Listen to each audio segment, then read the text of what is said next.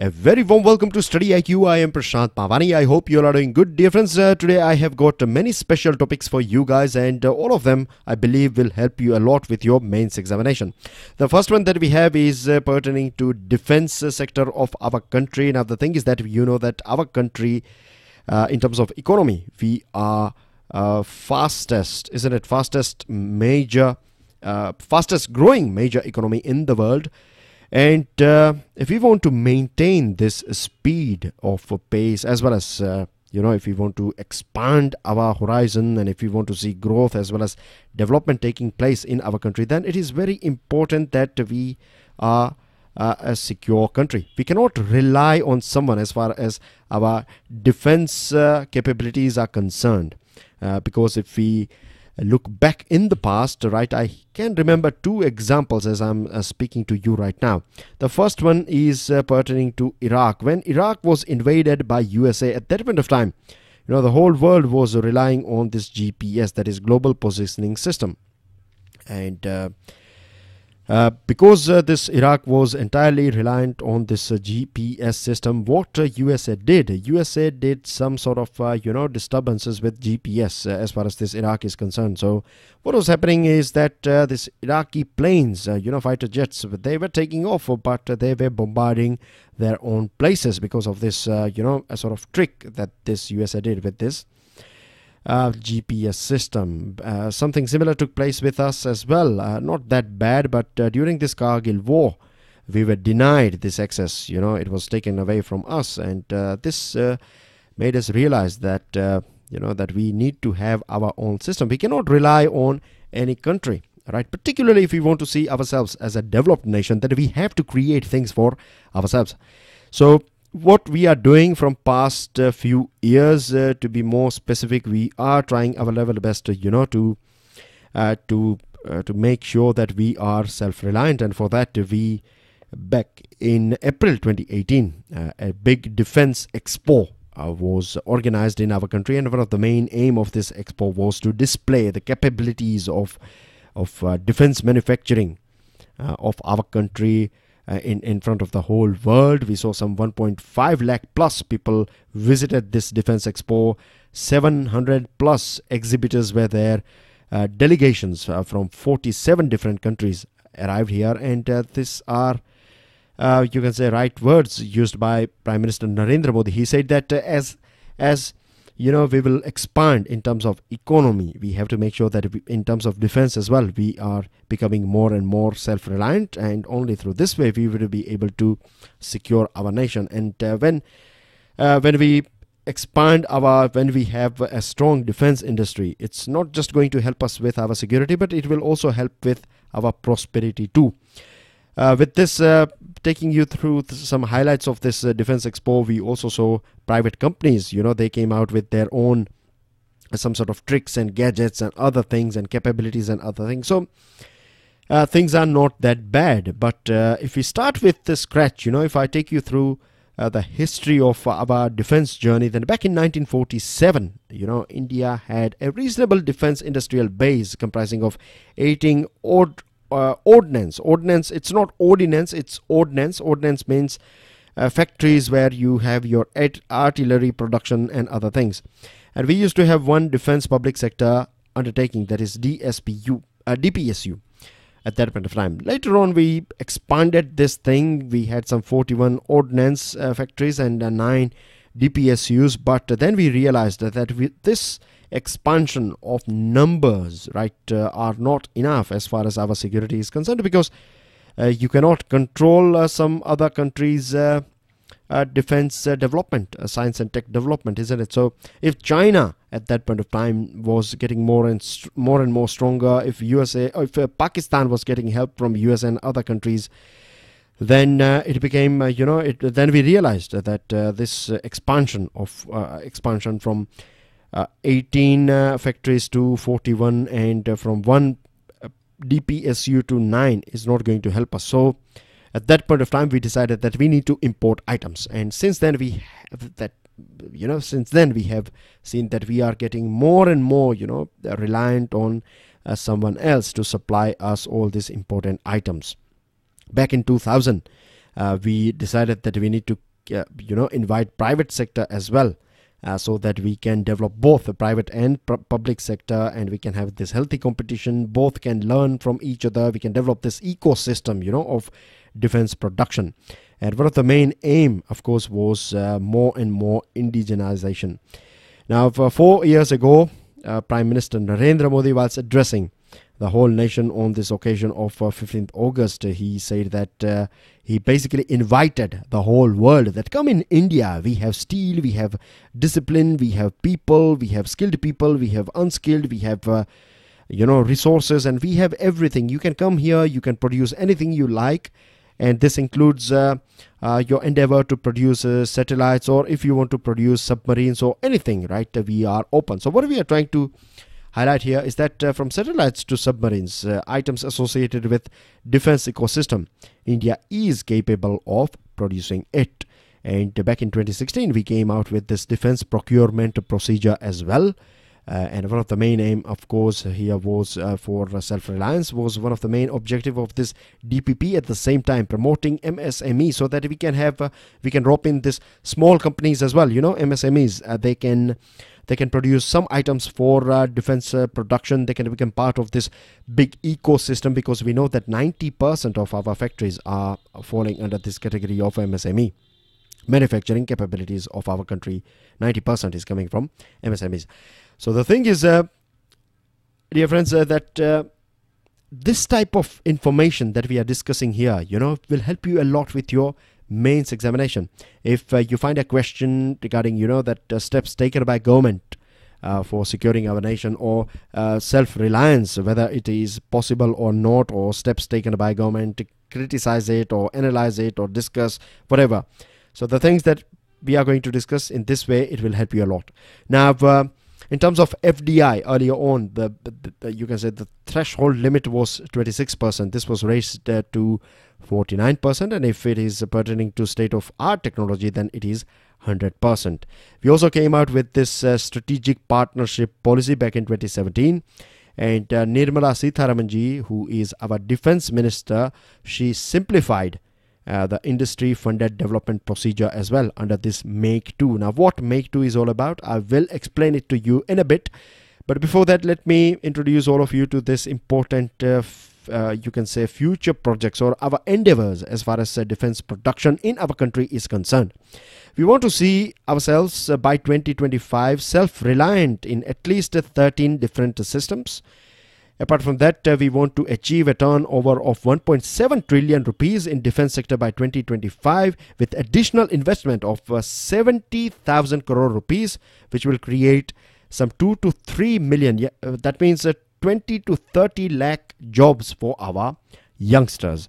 Our target of exports of defense products is 35,000 crore rupees by 2025. And back in 2005, if I'm not sure whether you are aware about this defense offset guidelines. What offset is all about? Defense offset means, say for example, you have Russia here, and if we purchase items worth 1 crore, right? Defense items worth 1 crore from Russia in ready-to-use format, then of course you can understand that we have to pay 1 crore rupees. Now, if we are purchasing everything from Russia or most of the items from Russia, then it will be, this whole deal will be tilted in favor of Russia, because, money will be flowing into Russia, coming out from or going out from India. So this is not a deal, right? So what we do under this offset clause is either we offer goods worth 1 crore rupees or 50 lakh worth of goods, like, say for example, food items or medicine or some other things that we are good at producing. So we try to keep a balance in this way. So this is what offset guidelines are all about. So we are also, going through our offset guidelines to review it and to make sure that it has a proper balance as far as our imports are concerned. And in future as well, we will have to adjust it, because by 2025, hopefully we would be exporting items to various different countries. So at that point of time as well, we have to work around this offset guidelines of other countries. Now, if we want to understand whether government is, working, the current government to be precise, working on this defense capabilities, then we can get a sort of you can say glance or a surety from these two things, that 2 defense industrial corridors are set up, and we have also launched this Innovation for Defense Excellence IDEX.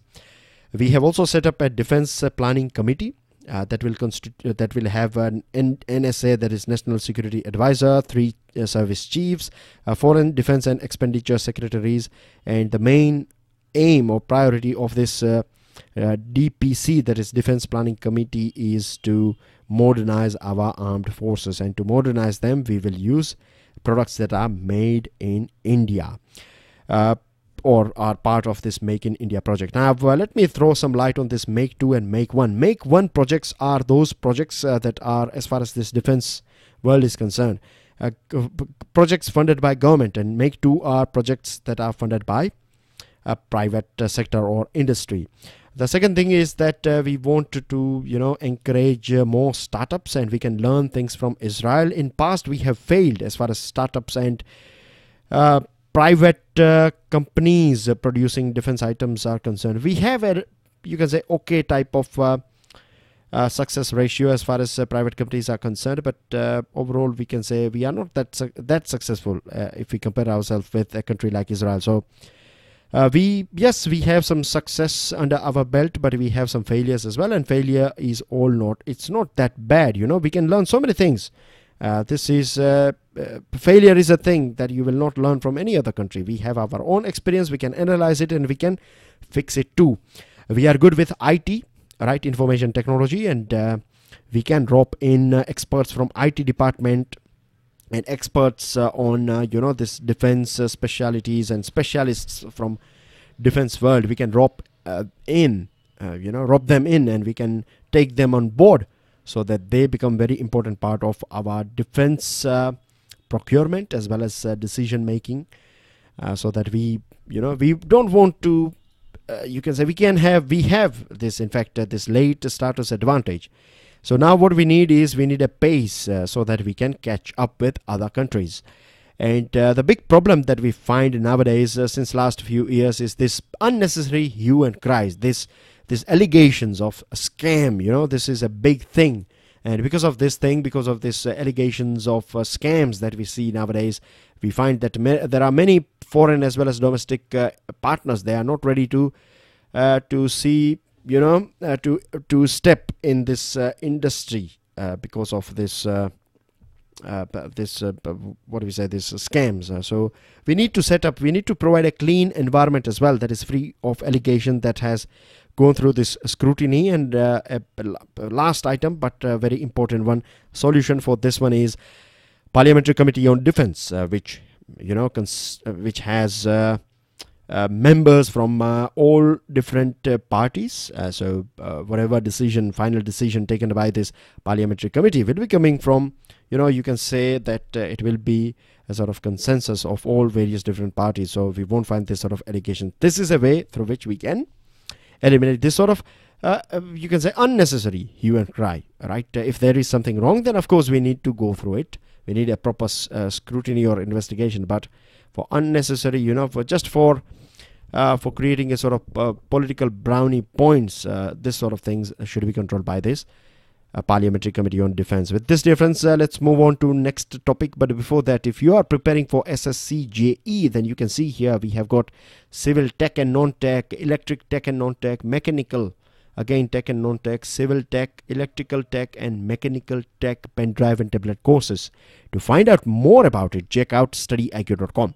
Download the PDF of today's lecture from my FB page and Twitter handle. Follow me on both these platforms, and you will stay up to date with all those activities that I am doing, all those lectures that we are uploading, right?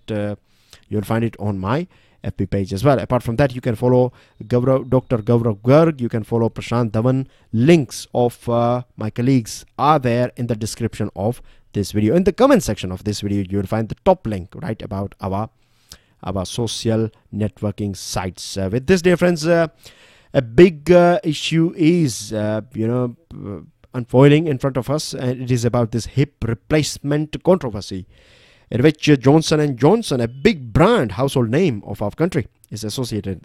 This company is basically from USA and its subsidiary, which is dealing with this device. It's basically a prosthetic device that will replace your hip joints. If because of age, people go through this process, they find some sort of issues with their body and they have to go through some surgeries and things like that. So for a person who gets his or her hips replaced, then if they get this artificial prosthetics, then it's a big blessing, isn't it? It's a great blessing that they can stand back on their feet, they can have that mobility, and they can get rid of that pain. But what if these prosthetics are defective?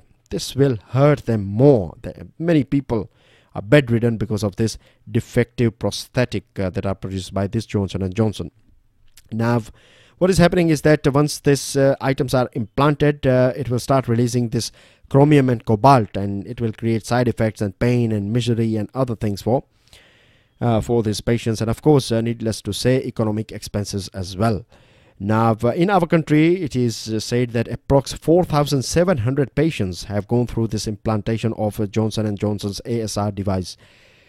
And this Johnson & Johnson started recalling this device back in 2010. But it's very unfortunate that after 8 years, we are, coming out with this committee that is going through this issue. And now we are realizing this thing that so many people are duped, or so many people are suffering from this faulty prosthetics. Now it is we have to wait and watch about on this state level committees that are set up by Ministry of Health, and we have to wait for their reports. Let's wait for these complaints, and we'll know something more about it. What we know at present is that we have some 4,700 total patients who have gone through this thing, and out of that 3,600 we don't know where they are. This also indicates that this National Joint Registry that was set up to make sure that all surgeries and other items are registered, but we don't have any. This indicates, when we don't have proper figures, that means that this National Joint Registry is not performing very well. Apart from that, these regulatory authorities are also not performing well, because it is said that back in 2005 or 7, Australia started complaining about this thing, but it took ages for us to realize that so many people have already gone through pain.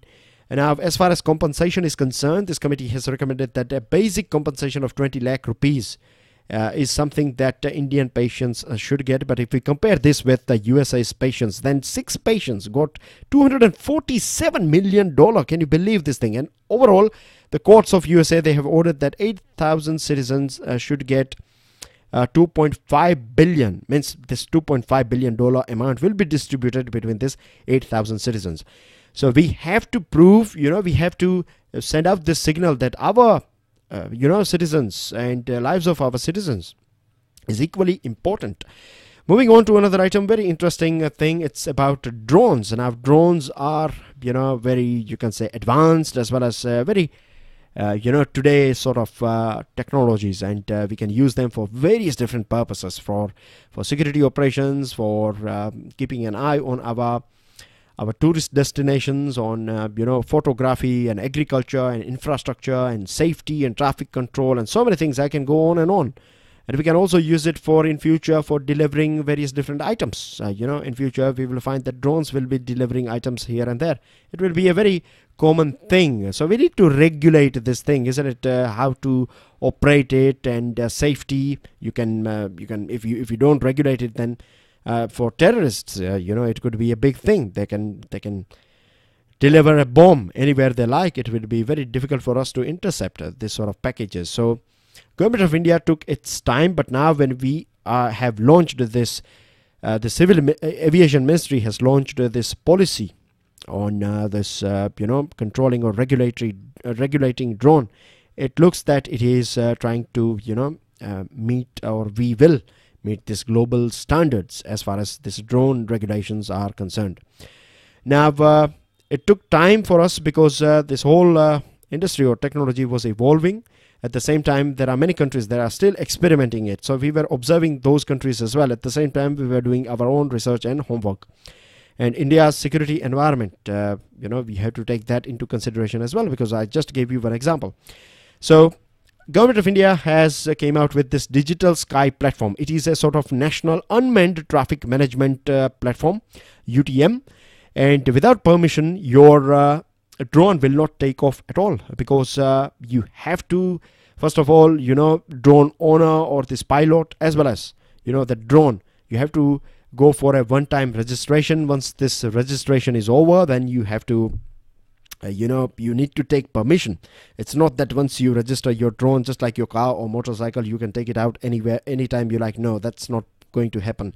What you have to do is you have to register yourself, and then every time you take a flight, you need to get a clearance, from this UTM. If you don't have that clearance, then your drone will simply not take off at all, right? This is how this Digital Sky platform will work. It is trying to create a sort of a mechanism, so your mobile app operated this drones will not operate, will not fly, will not take off if you don't get clearance. And for clearance, this drone regulation 1.0 has set up this 3 different zones. So one is red zone, which is a big no permission zone, yellow controlled airspace, and the green zone is automatic permission. And of course, to make it easy, this low flying drones and other items, they will be allowed. You will get easy access. This whole traffic system, this Digital Sky platform, it's not that you have to wait for a posted letter. No, you will get permission, whether yes or no. It will be a real-time thing. With this, dear friends, Vice President of India was addressing this 48th Foundation Day of Bureau of Police Research and Development, and at that point of time he talked about this new age of cyber crime and cyber warfare. And he also said that if we want to surmount this challenge, then we need to go ahead with the power of knowledge. He talked about these hackers. They sit some thousands and thousands of miles away from our country, but then as well they can create severe damage, considerable damage they can create using this hacking and other things. So Vice President advised BPRND that we need to evolve best practices, particularly for our police personnel. They need to have all these latest gadgets and skills and everything to operate it and detect and protect our country, because it said that we need a Surakshit, that is a secure India, which is very important and which can happen if we are samruddha. That means prosperous India. And he also talked about it's difficult to translate, this sort of hard words. And you have this Surakshit again. Surakshit Bharat is not possible without Saksham. Saksham means a skilled or able or capable India. With this, dear friends, Ministry of Commerce and Industry has expressed its, you can say, endeavor. It has said that by 2025, we want to double our exports. And for that, MSMEs can play a very important role. The Minister of Commerce, Suresh Prabhu, also talked about, this uncertainties that we find in global arena, rigid approaches that are taken by or applied or adopted by banks as far as credit availability is concerned, high logistic costs and quality of products and productivity standards. All these things we have to work on. And of course, some global trade issues, something that is out of our hand directly, but indirectly, or there is a way through WTO that we can make sure that things are up to the mark and everyone is sticking to rules and regulations. Anyways, so these are the things that have been said by Minister of Commerce and Industry. Now, let me take you through last item, which is, of course, very important, because as far as women empowerment is concerned, and steps taken by government, something similar to defense topic that we discussed today. So you can be asked a question. If you go through past papers, then you find this type of questions as well. Now, of course, they are not going to repeat that question, but they can ask you directly or indirectly. And again, women empowerment is a topic that is associated with 50%, at least 50% of India's population.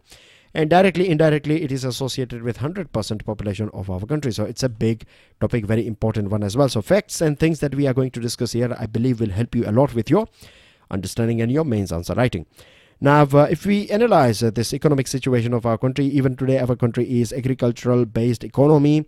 Most of the people are associated with farming, and we know the state of farming. It's a very, you can say, not so profit generating profession, and its contribution in GDP is 17%, where 50% of population is associated with farming, and a big chunk of destitute, or you can say this marginalized people or population, women forms a big chunk of this marginalized population in our country. So it is very important that we empower them, because it's not just about women, it's about our overall society, it's about our economy as well, because at present this figure is very important, right? You need to know this thing precisely, that 27% of women in India, right, are participating in economy as a workforce. Now again, we can talk about it, it's a different topic whether household work should be calculated in GDP or not, but here we are not focusing on that topic. Here the thing is that the participation of women in India's workforce is only 27%, and there are various different studies. They say that if this can be raised to 50%, then it will add $0.65 trillion in our economy, which is not a small amount at all. Now, food processing sector, and the thing is that this whole article is written by Union Minister of Food Processing. Her name is Harmit Singh Kaur Badal. And Miss Badal is, she has been to many different countries as far as this food processing industry is concerned. She visited Canada, she visited the European nations, she visited USA as well, and other countries to learn. And I believe, if I'm not wrong, she was there in West Asia as well. So basically this article is written by her, so it's an official statement as well, you can take it that way, coming from Government of India as far as women empowerment and food processing and other items are concerned. So we are going to touch many important items here. You'll find it a little bit mixed and matched, but this is how it is, right? And this is how you need to learn. You need to connect the dots with different topics that we are going to discuss here. So food processing sector has emerged as a vibrant component of overall manufacturing environment in our country. It has a sort of promising future, and during this mega food park program and this we celebrated this food program back in 2017. We talked about this thing in PIB, remember? I provided you some figures, and I asked you questions about which country is our partner country in this food program and things like that. So it has attracted investment commitments of nearly 1 trillion rupees, and this year Government of India is going to start 25 mega food parks, and next year 5 more will be added. As far as this national chain, cold chain grid is concerned, this has been looked after by Ministry of Food Processing, and it is very important because do you know this thing that every year 18 lakh, let me write it down properly for you, and this is again a very important figure for you, 18 lakh tons. It's a huge amount, isn't it?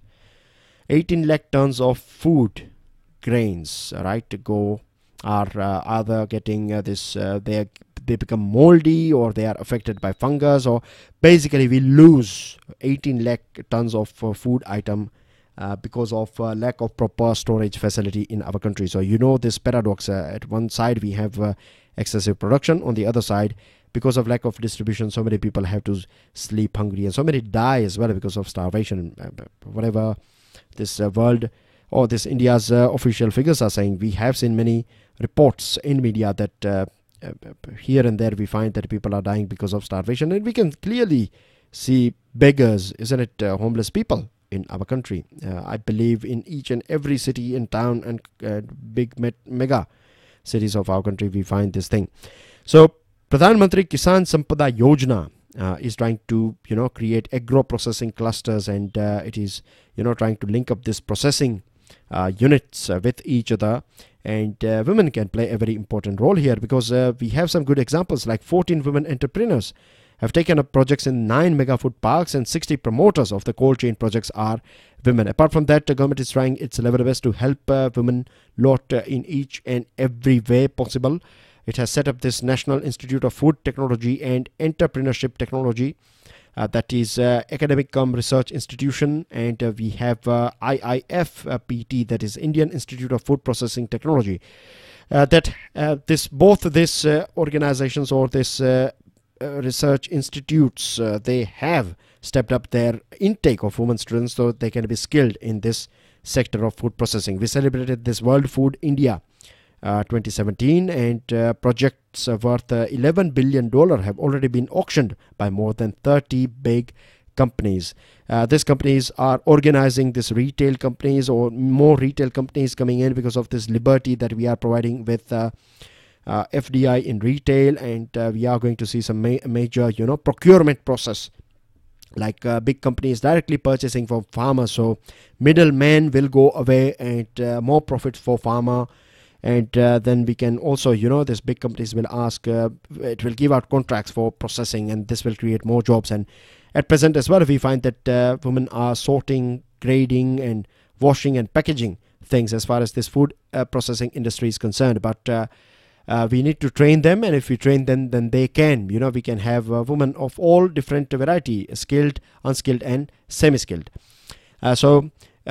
Illiteracy is not a sort of impediment, right? They are working, and they are displaying their potential. Government is trying from one side to increase education reach so that we can have skilled as well as semi-skilled girls and women in our country. Apart from that, through Parliamentary Yojana, women are provided financial resources. We have some 18 crore bank accounts under this Parliamentary Jan Dhan Yojana.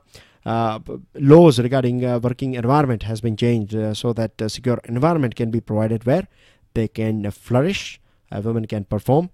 And we have created toilets, we have created this Ujjwala Yojana, and we have talked about this toilet and benefits of toilet. It's associated with health and dignity. At the same time, our minister, she is working in this area in Punjab, and under her this NGO, 10,000 women have been provided with these sewing machines so that they can stand on their own feet. So that's everything in today's topic. I'm sure you have learned many things from today's discussion. That's everything. Make sure you share this lecture with other students. Thank you very much for your support and love. I'll see you all soon. Take care. Enjoy your studies. Jai Hind.